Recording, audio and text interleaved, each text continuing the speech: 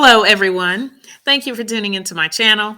This is my weekly Finish It Friday video where I show something that I've been working on, one of my unfinished objects or UFOs.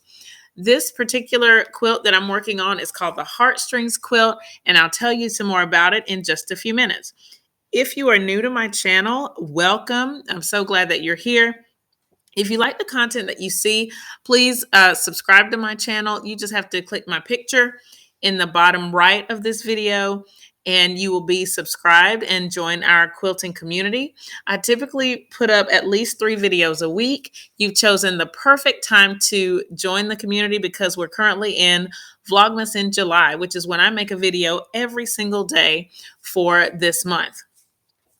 I have a goal to reach 10,000 subscribers by the end of Vlogmas, and we are so close to reaching that goal. So if you're not subscribed, please subscribe right now so that we can meet that goal of 10,000 subscribers. And thank you so much in advance for your support. I want to welcome back all of my current subscribers or my returning viewers to the channel. We talk a little bit about the Heartstrings quilt. This is a quilt that I drew out on a sheet of graph paper. I have a pattern already for a similar quilt called the Pieces of My Heart quilt. It's on my Etsy, which is linked in the description below. So if you're interested in a pattern like this, it is in my Etsy shop already. I changed the pattern up just a little bit, or I changed the design a little bit because I didn't really like the way that the Pieces of My Heart quilt looked when it was hanging. So I've adjusted the design just a little bit, and I wanted to redo it using string blocks instead of crumb blocks. So I started with string blocks that were 8.5 inches. I 8.5 inches square. I made light string blocks and color string blocks. And then I made some half square triangles out of some of those squares with the denim. And then I added solid denim squares. What I've done with all of those is I've laid everything out into the design. I've sewn the strips or sewn the squares into rows. And right now I've sewn some of the rows together. The video is called Heartstrings Rows Quadrupled because I'm sewing the rows now into 4s instead of groups of 2. So you can see that I have what I'm doing right now is pinning everything so that when I take it to the machine, it's a little bit easier to handle.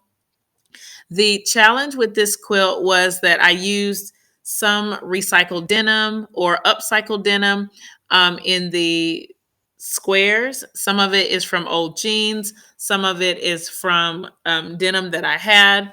But with the upcycling, so to speak, some of the squares stretched a little bit. And so I had to add some extra pins to make sure everything lay the right way.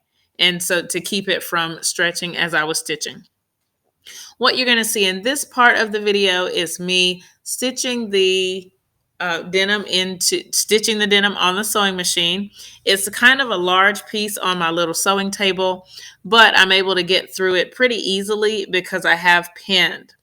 Thankfully, I have pinned those denim squares a lot. You can see each square has about 8 pins. I've pinned about every inch so that I can reduce as much of that stretch as possible. In last week's UFO video, I go into a little bit more detail about the pinning, so you can check out that video. The link is going to be in the description. You can check that out to see exactly how I pinned to avoid some of that stretch. As I'm stitching these together, I'm kind of just putting them over to the side so that I can work on the next set of stitches that need to be done. For this stage, there are 3 sets of stitches. I'm going to go a little bit over my typical 30-minute time slot because I want to press these rows before I'm done with this for today. I typically work on my UFOs about 30 minutes, 2 to 3 times a week. So this video is a little bit longer than my typical UFO video, but I'm still glad that I'm able to get everything done. I am also going to take the time. You're also going to see me pressing in this video. I'm going to press the seams down as much as possible, so pressing them toward the bottom of the quilt. I'm not sure if that's the best practice. That just happens to be what I'm doing as far as getting this thing pressed, because it is super important that everything is as flat as it can be. After I get done with this section, I have to, I have two more seams that I'm going to stitch, joining all three pieces together, and then the quilt top will be complete. I'm also going to probably take an eighth of an inch stay stitch around the entire quilt, and then I'm going to take the paper off of the back before I prepare the backing and all that. As it stands right now, I have not chosen a backing. I'm going to wait until I have the entire thing done. But I'm excited about the thought of that. I'm also going to make a binding. I think this quilt deserves some red binding, so I'm going to be checking that out in a little bit. What else am I excited about on the channel? I'm excited about the starch experiment that's coming up tomorrow. I'm using spray starch for the first time to see if it makes a difference in my quilting. So I hope that you'll tune in for that. I'm just excited to finish up some bears and to do more work on the Trip Around the World quilt. Thank you guys so much for tuning into Vlogmas in July. I hope that you've enjoyed it and that it's been helpful to you. If you have any questions about what you've seen in this video, please leave them in the comments below. Thumbs up this video, share it with your friends, and subscribe if you haven't already. Thank you so much for watching, and I'll see you next time. Bye!